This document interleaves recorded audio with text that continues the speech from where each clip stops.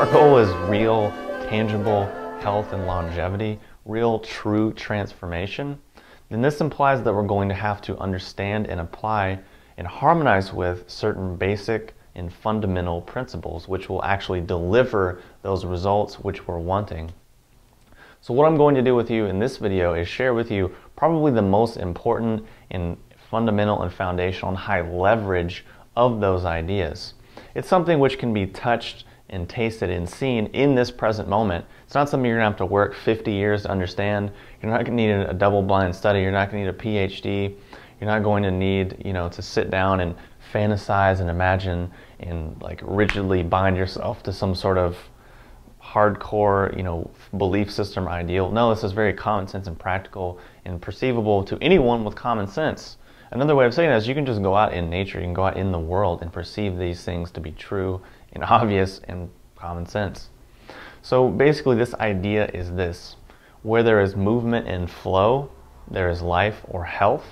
Where there is blockage or stagnation or fixation, there is dis-ease, meaning lack of ease, and illness. So what I'm going to do is give you a few different examples so we can actually make this idea real, and that way we can touch it and taste it, smell it, see it, etc. So first let's look at an example of this idea in a physical sense. So first I want you to think about a time in your life, and this is something we've all been through, where maybe you've just had to spend a lot of time being very inactive, meaning just sitting somewhere for a long period of time. Could be a couple days, could be a week, could be a month, some time in your life. And think about in your body, how did your body feel? Did it feel, light and energized? Did it feel heavy, dull, lethargic, and sort of just like beat down and like not really functioning that well? So have that is one reference. But then think about another time in our lives where maybe we just finished a nice walk out in nature, or a nice brisk walk, got some fresh air. Maybe we just finished our exercise program, and take those two states and see how do they feel different. Does one feel lighter and more energized and hence more full of life? And does one feel more like heavier, dull, lethargic, and have like a lot less ease built within it? So that's the first example. Second physical example we can look at is sort of, that heavy, like dull feeling that we've all had, when we've had times in our lives where our digestion's maybe really backed up or stagnated, or maybe we ate just a really, really heavy meal, we ate way too much, and we just feel all this stagnation and just heaviness and weight in our digestive system. But then you think about another time in our lives, maybe where we ate right or we ate balanced, we exercised well, where everything just flowed and just operated smoothly. So we can have those two states. And those two examples alone will demonstrate and illustrate how the principle which I outlined before is true and tangible and really felt within the body. But let's take it a little bit deeper and look at, let's say, from a mental, emotional, and spiritual point of view. So let's say, mentally, we can take this example and say, okay, well, we can think about times in our lives where we've been really just stuck on one idea, or stuck maybe in a box or a paradigm or a worldview. But then we can take a step back and say, well, what about a time in my life where I was just really into learning new things and trying this and trying that, and think about how did those two feel differently? Meaning when you're learning new things and trying new things, you're being more flexible and fluid and agile, and inside of you, you probably feel the same thing. But when you're being very rigid and dogmatic and arguing, you probably feel a lot of muscular tension, a lot of contraction, and your posture goes from this to this.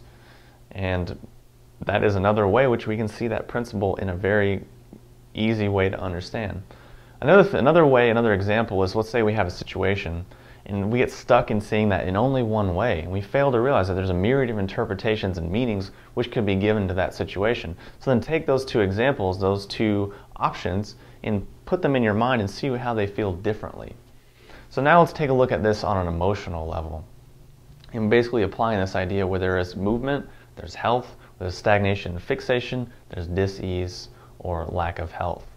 So we can think about, a time in our lives where maybe we've hung on to, or constantly just brought up and reflected back to maybe a past event, positive or negative, and just constantly just always bringing that up in our mind. And what that really does is keeps us from moving forward and keeps us way back in the past, as compared to being in the moment and appreciating and being open to all of the gifts and all of the emotional feelings and nourishment which are available in this moment. So pay attention to how those two different things feel differently within the body. And lastly, let's look at sort of a spiritual example of this. So on one hand, we could have a time in our lives, maybe even right now, maybe even last week, who knows when it actually was, where we felt just sort of stuck in like purposelessness or purposeless and just lost.